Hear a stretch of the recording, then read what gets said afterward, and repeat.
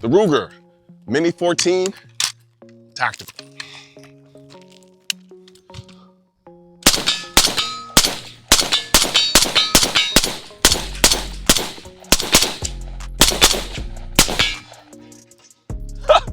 I killed the target.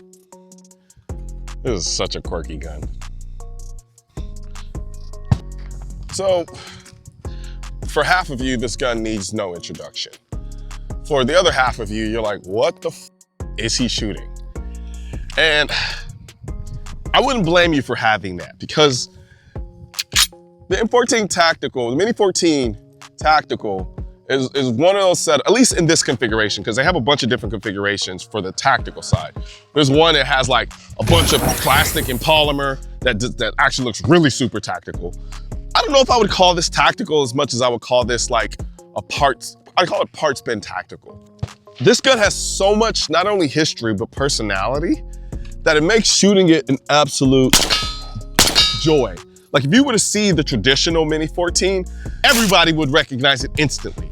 But when you look at it like this, it's like, oh, what is that? But then some of y'all are like, nope, that's the 18 gun. That's the gun from 18, I remember that. But for me, I look at this and I think, visually, it kind of throws me off. I don't know what to make of it because it's such a odd looking gun. It just looks odd. It's like you got this stock here that looks like a robot's foot. This thing here looks like it could easily be attached to some plumbing device. Of course, the grip looks kind of similar, you know, like recognizable. Of course, the chassis of the gun looks recognizable with the wood furniture. Kind of gives you that cross between the, you know, the Grand and whatnot, having a baby. And then there's the magazines, because it's like with all of this kind of functional dumpster diving parts bin aspect to this gun, you get this magazine, this glossy metallic magazine that, and granted, it's only a 20 rounder. And that's the thing about this gun, is that you have to have basically, you know, there are other magazines for it, but I advise you to run the Ruger magazines. So they're not proprietary, but they're kind of sort of proprietary-ish from the standpoint of them being good. Very good magazines, a little sharp, but the thing about it is, they come in 20 rounds. Now there's a whole history behind that I'll probably do a video on, but you could still probably get some 30 rounders. They're just not as easy to find. So the first thing I noticed when I shot this thing is the recoil sensation. This gun has a very vertical recoil sensation. So the gun just goes up, down, up, down, up, down. So for instance, you watch here, it's up, down. See, it's like, I'm gonna over exaggerate this, but it's doing this, which kind of gives you the impression that it's giving you more recoil than it probably should, considering this is a 223-5.56. Now they do make this a 300 blackout. I want to shoot that one. That one should be very interesting. But you have this 18-inch barrel, and then you got all this other weight in the back, but it's not a heavy gun by any stretch of imagination. It's actually really light feeling kind of gun, honestly. All right, so real quick, this isn't some full-blown end of the world pepper rant, but I got plate carriers stashed in a few places, just in case. You never know. But here's the thing, not every situation calls for you to be out here looking like you're about to stack bodies in a war zone. Sometimes it's not the apocalypse, it's just a sketchy situation, or things are getting a little too spicy in your city. And walking around in a full kit, yeah, that's just asking for attention you probably don't want.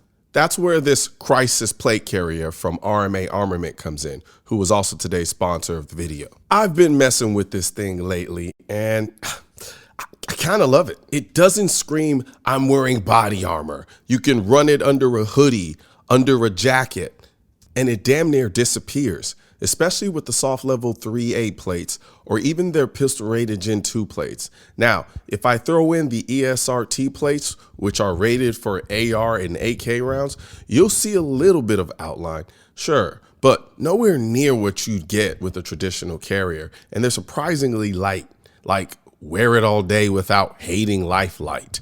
I've worn this under a slim hoodie in the studio, and about with a jacket, no problem. And because it's so low profile, it's easy to keep one ready to go in a bag, in the truck, wherever.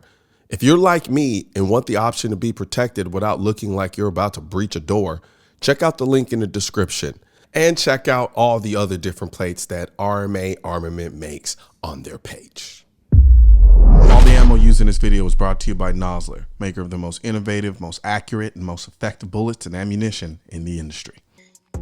And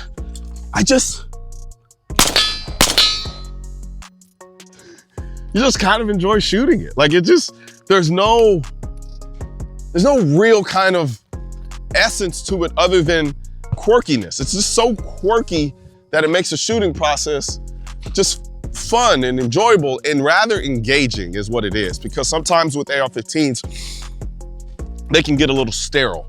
With this, it's like the ergonomics are actually really good, even though the gun looks slightly antiquated. Let's see here. That's another thing too. You rock the magazine. Everything about this gun is kind of an event. Everything. So like for instance, the magazine is this metallic shiny shit. It almost looks like chrome. Then when you rock it in like an AK. Then you got this big bolt back here that's just chunk. I love this thing. Everything about it is just an event that makes this gun really fun to shoot. Now here's the thing. Though the recoil impulse wants to do this, just using your fundamentals, you can keep this thing on target. Let's say, for instance, start here, where you can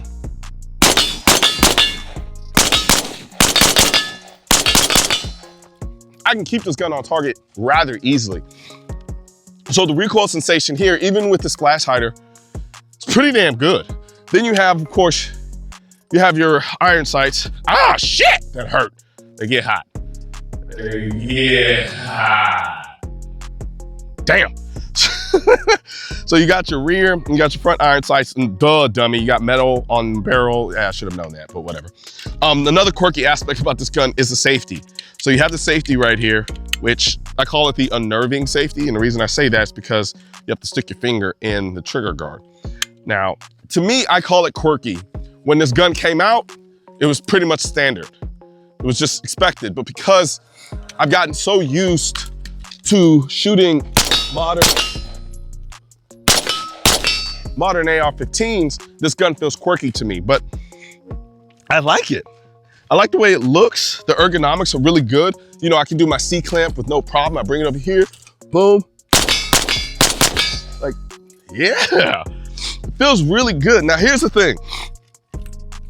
I've seen some videos of people talking about how this is better than an AR-15. Stop doing that shit. Like, stop it. No, it's not.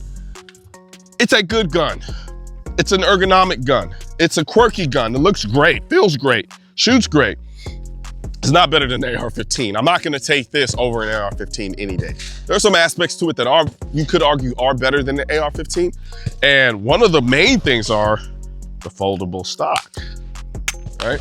So now you got this 18-inch barreled rifle that maneuvers and handles like an SBR. You put an 18-inch barrel on an AR-15, you're not gonna get that type of mobility.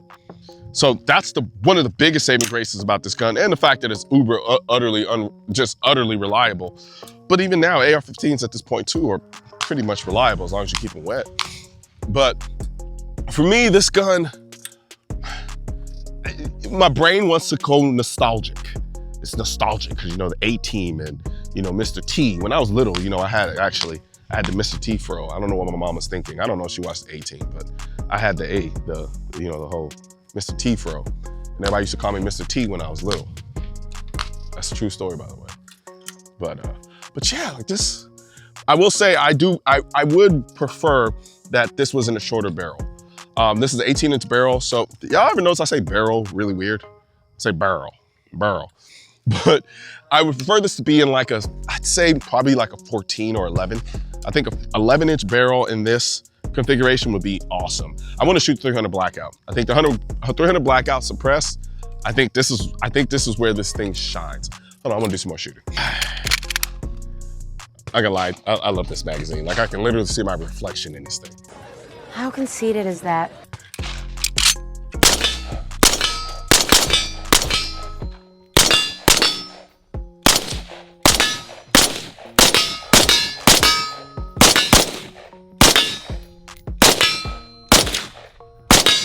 One thing I will say, going from target to target, like if you wanna come behind me, Peter. Hey, yo, bing bong. Going from target to target, this gun, even though it has an 18-inch barrel, there's no weight on the front end. So transitioning from target to target is actually pretty easy. So like, for instance, here it's boom, boom, like it's floaty. It has a floatiness to it that I really, really, really like. And then there's the trigger. It's a very mechanical trigger, very clinical, but I like it because it's kind of like, it's a snap and then a break. For instance, take a look here. Let's go old school with it. Here, that's the take up, break. Take up, break. Reset, right there. Break, reset, break, reset. Like if you listen and instead of me talking and running my mouth, just listen to the clickiness of the trigger. It's very mechanical.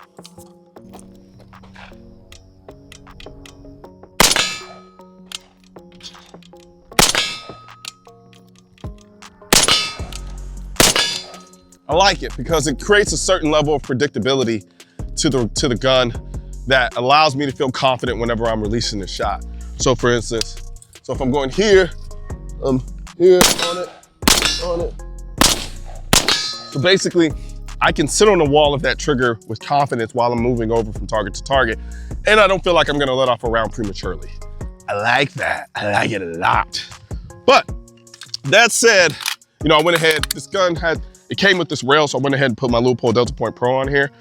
I don't know what optic I would go with permanently. I kind of put this on here for the video, but I mean, it fits, it works, but I think I would do something magnified considering it's an 18-inch barrel.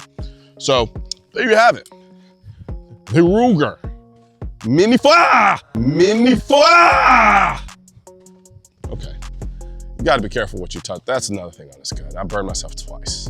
That was a little embarrassing, but whatever. The Ruger Mini 14 Tactical, or as I call it, parts bin tactical. Yeah.